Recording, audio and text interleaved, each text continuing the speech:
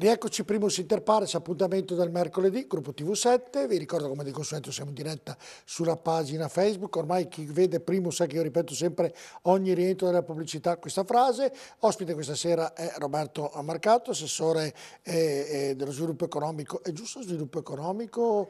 Energia e legge speciale per Venezia. Per Venezia, è giusto. Che poi Venezia io... non lo sapevo adesso proprio in particolare. Io su Venezia, che questo non è in scaletta, io farei pagare tutti i turisti che vengono a Venezia. Metterei una tassa io. Beh, allora che vada rivisto qualcosa, è indubbio. Allora, chi entra a Venezia, io vado in giro per il mondo, e tu e lei, Roberto Marcato, anche lei, qualsiasi parte va, senti una chiesa paga, senti un museo paga. Tu entri in Venezia, che è un museo a cielo aperto, bravo, entri e non paga nessuno. Io, se fossi Venezia, farei pagare una tassa di non so quanti soldi, darei Venezia pulitissima, illuminerei il Canal Grande da sotto per far vedere l'acqua da dentro, le grandi navi farei non si fa. Ma allora, se lei entra in una chiesa a Parigi... Le do dei dati, a Venezia potrebbe tenere bene sui 10 milioni di turisti all'anno, ne arrivano 22-23 mi risulta, e vanno tutti in bagno.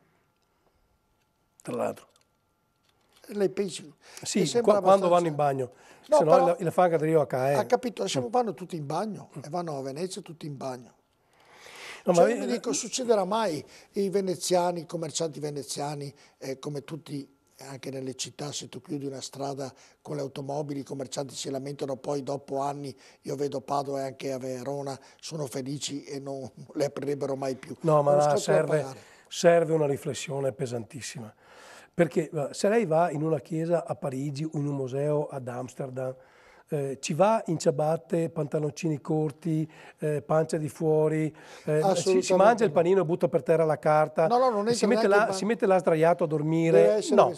Allora, siccome Venezia è l'unica città al mondo così, è davvero un museo a cielo aperto perché ogni pietra ha un valore. E si sta rovinando. Ragazzi, io un giorno sono andato fuori di testa, per fortuna non mi ha ripreso nessuno.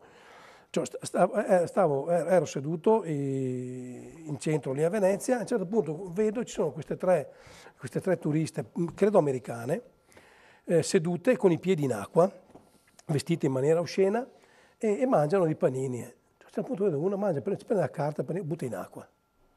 Mi sembrava talmente surreale che non ho reagito subito. Ne ho l'altra ride, ciappa, il sacchetto di plastica e il coso, butta in acqua. Mi sono alzato come una bestia e ho detto su de tutto, non ripeto, in italiano?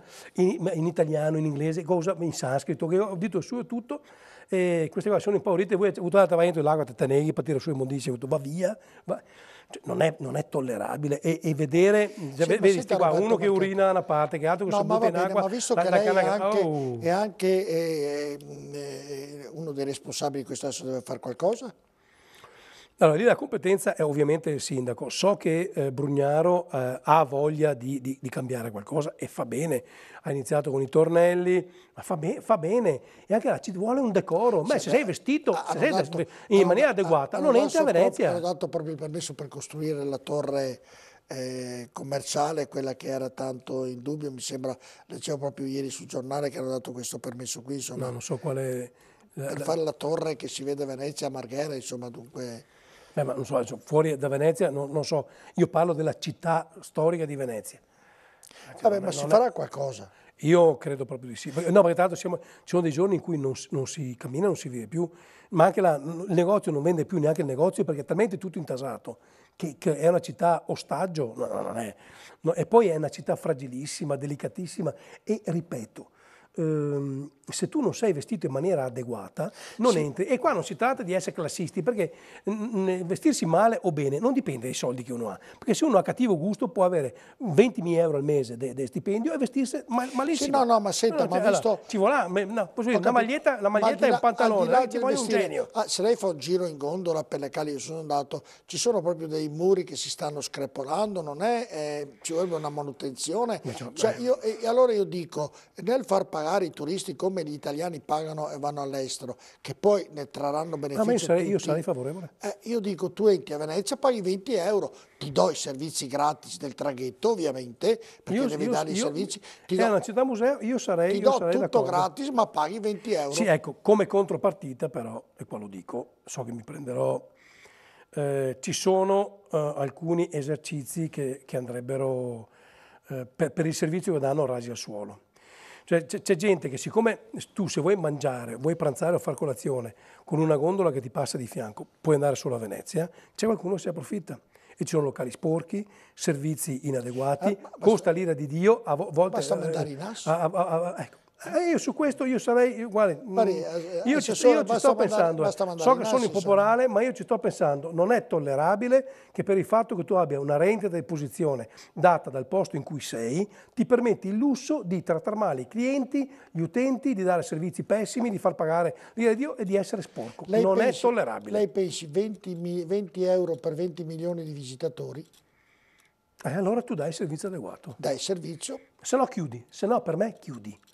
Se il tuo locale è sporco, chiudi. Lo sa Roberto, perché non lo farà mai nessuno. Beh, guarda, io ci sto pensando. Io mi auguro che Venezia mettino... Io sono assessore al commercio e anche, ho anche la delega della tutela ai consumatori e mi stanno girando le scatole parecchio. Per cui staremo a vedere. Senta, c'è il Mose poi, dato che siamo a Venezia rimaniamo un po' non aveva altri argomenti lei a toccare. No, le ho detto prima, me la sono segnata, guardi. Ho detto prima mentre parlavamo... Speravo di scappare prima. Su Venezia, guardi, eccolo qui, guardi, questo qui che non funziona niente. Ci hanno guadagnato tutti, qualcuno è andato in galera, qualcuno ha pagato, qualcuno pagherà perché non è ancora finita la storia, ma il vero dato di fatto è che non funziona ancora. Allora io ho un sopralluogo da fare a breve perché voglio vedere lo stato dell'arte e i lavori. Dico subito che la competenza è del governo e dello Stato. Questa è un'opera dello Stato, la Regione non c'entra assolutamente nulla, è un'opera dello Stato, gestita dallo Stato con i tempi dello Stato, punto. Allora, sul fatto che sia utile o meno, non lo so perché la comunità scientifica si divide fra chi dice è la soluzione di tutti i mali e fra chi dice che non serve a nulla. Io non sono né un ingegnere né un progettista, per cui mi astengo da giudizi. Mi auguro che vada in funzione quanto prima, in tutta la sua complessità, per poter misurare effettivamente. Ci sono problemi addirittura, che la parte sono problemi. E no, infatti diciamo che il governo tenderebbe a dare la competenza adesso della gestione alla regione. Io ringrazio per l'attenzione e per la... No, può darsi che funzionino. Io guardi no, ma può darsi che funzionino, sì, ma siccome è un'opera che hai fatto tu, e ci hai messo i soldi tu, con i tempi tuoi e tutto, è bene che te la gestisci tu. Poi io sarò... La Regione diamo tutta la disponibilità. Se vuole l'autonomia deve prendersi per tutte le responsabilità. Sì, sulle cose che fa mi però No, d'accordo. No, non sulle cose che fanno gli altri. altri. Però le può sistemare, mica ne ha fatte lei. Cioè voglio dire, noi abbiamo avuto ingegneri, abbiamo fatto trasmissioni diverse per quanto riguardano il Mose. Abbiamo avuto chi è andato a fare delle proposte dall'ingegnere di Teles, mi sfugge il nome. Abbiamo avuto dal Paus, abbiamo avuto molte persone, chi diceva addirittura che bastava fare 2 dighe che uscissero in profondità e lì non ci sarebbero stati più problemi. Chi avrebbe fatto il Mose con 1/5 del costo stesso e al governo quel periodo, per i motivi che poi abbiamo visto, non si è fatto. Il vero dato di fatto che è fatto, hanno speso miliardi su miliardi di manutenzione. Adesso deve funzionare. Almeno funzioni. Adesso deve funzionare e io andrò a fare il sopralluogo per capire, però ripeto, la competenza è dello Stato. Sì, però il governatore, l'assessore, può dare una parola in capitolo. Ho capito che non prenderà... Certo, ma infatti noi per esempio anche nell'ultimo comitatone, che ha questo nome suggestivo, è il comitato interministeriale con la Regione, sui temi della laguna e del Mose anche, lì sono stati fatti degli approfondimenti. Adesso lo devono finire, mettere in funzione e dobbiamo capire... Quando farà marcato questo sopralluogo? A breve, questione proprio di mettere le agende dei vari... Ma questo sopralluogo vuol dire che va con dei tecnici, mi racconti un attimo? Sì, vado a vedere, capire a che punto siamo, come siamo messi, quali saranno i tempi di realizzo e capire, insomma, vedere l'opera, a che punto siamo, perché poi inevitabilmente interessa a tutta la laguna. Insomma. Altri 2 argomenti, poi dobbiamo chiudere, ne avrei molti con lei da parlare tutti. Legittima difesa. Mi sembra che la proposta del governo sia stata fatta, insomma, uno si può difendere. Ci mancherebbe. Io sono dell'avviso che come ho avuto modo già di dire, c'è una sola persona che può entrare di notte a casa tua non essendo invitata, ed è Babbo Natale, la notte di Natale. Tutti gli altri, nel momento in cui entrano a casa mia, si devono assumere la responsabilità e devono sapere che possono entrare in un modo e uscire in un altro. Questo deve essere un principio cardine. L'altro principio cardine su cui io mi auguro che facciano presto, l'ho detto a Matteo Salvini, l'ho detto ai nostri parlamentari, è che devono modificare la legge che consente oggi al criminale che entra a casa tua o ai suoi familiari, se questo dovesse morire o rimanere ferito, di chiedere il risarcimento. Questa è una porcheria da Stato incivile. Non esiste che un criminale che viene a casa mia di notte ed esce azzoppato perché si ingambira, io debba pagare per questo si è fatto male. Beh, gli ultimi fatti accaduti hanno dato però ragione, hanno dato contro a questi per fortuna, insomma. No? Ma il fatto stesso che si possa chiedere, io lo trovo un'ingiustizia. Cioè io mi difendo a casa mia, ho difeso i miei figli, tu sei arrivato armato fino ai denti, mi hai svegliato a pugni sul muso alle 4 di notte. Io preso dal panico, immagino subito mia moglie e i miei figli nell'altra camera, reagisco, ti rompo il setto nasale, tu vai in ospedale e mi richiedi 200-300 mila euro di risarcimento e magari trovi anche il magistrato che gli dà ragione. No, lo Stato deve impedire a questi criminali di chiedere il risarcimento. Lo devi impedire con la legge. Non esiste. Tu entri a casa mia di notte vivo, esci morto, è un problema tuo. Ma sa, una delle cose che credo sarebbe anche un contributo del cittadino se ci fosse la certezza della pena poi, anche per questo. Questo è sacrosanto, questa è la via maestra.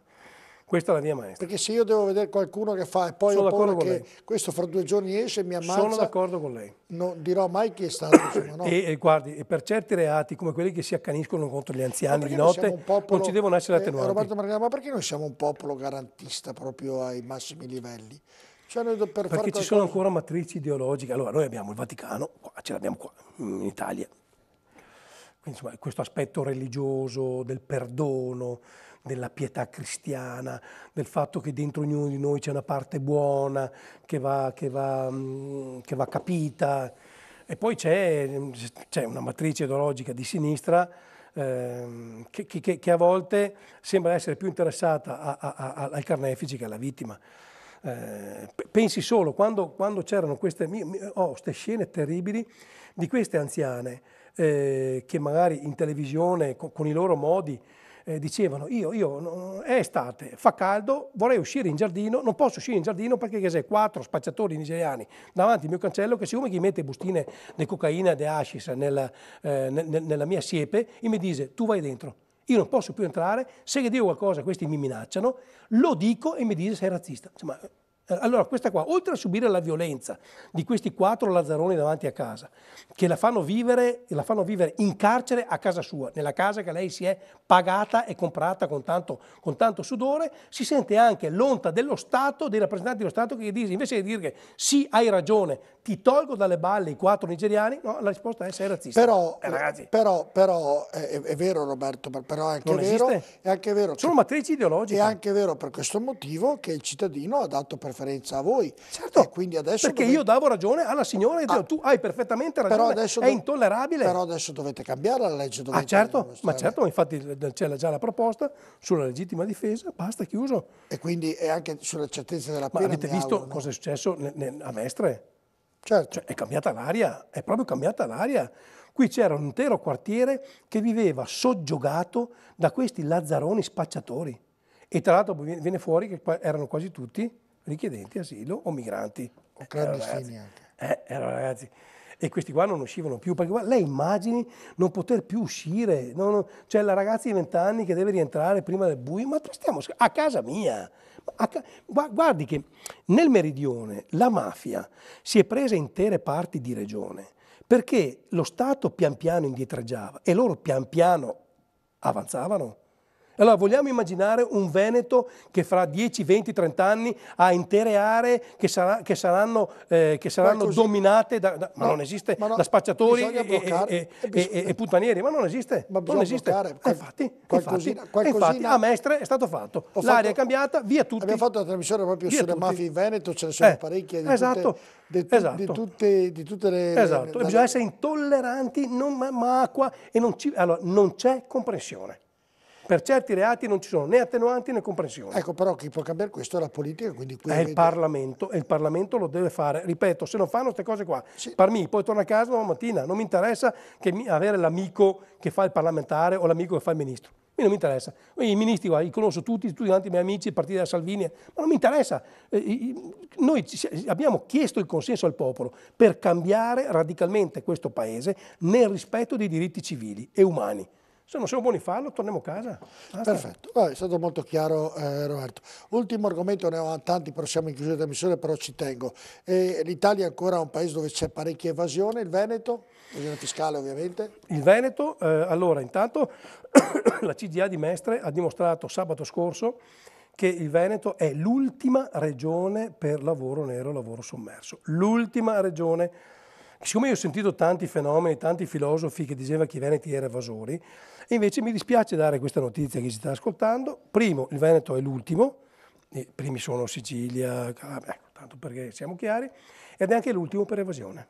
L'ultimo per evasione. Noi abbiamo un'evasione assolutamente fisiologica. Quindi queste cose vanno dette, perché altrimenti poi a forza di dire una bugia diventa una verità. E lo trovo anche poco rispettoso nei confronti dei nostri imprenditori, dei nostri operai, che lavorano, si spaccano la schiena e poi oltre a dover contribuire per un paese dove un terzo del paese non produce, ma vive con la nostra produzione, ti senti anche offendere dicendo che sei evasore. Piano. Ti pago la sanità, manco tasi, ti pago l'autobus al manco tasi.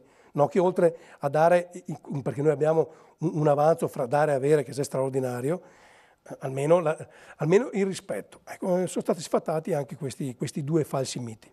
E quindi diciamo che c'è una bella prospettiva per il Veneto. Sì, io sono ottimista. Bene, siamo arrivati alla conclusione, Roberto Mercato, di questa puntata. È sempre un piacere perché proprio al di là che sfondo del video è anche un piacere ascoltarla. La cosa che però prendo con attenzione, farò un nodo al fazzoletto, è Venezia. Siccome è una città, io sono padovano, però la amo all'infinito, con la neve, con la pioggia, con la nebbia una volta stavo ancora più bene, stavo scivolando in laguna. Però no, già sta, attenti che non le mie barriere. Solo le barriere. Ecco, però lei è uno dei responsabili perché Venezia rimanga quel museo a cielo aperto che è. E quindi lo seguirò con molta attenzione, vedremo se verrà fatto quello che mi ha raccontato questa sera. In ogni modo, al di là di tutto, la ringrazio di essere stato nostro ospite, davvero molto gentile Roberto Mercato. Saluto anche i nostri telespettatori e vi do appuntamento a mercoledì prossimo con un'altra puntata di Primus Inter Pares. Buonanotte.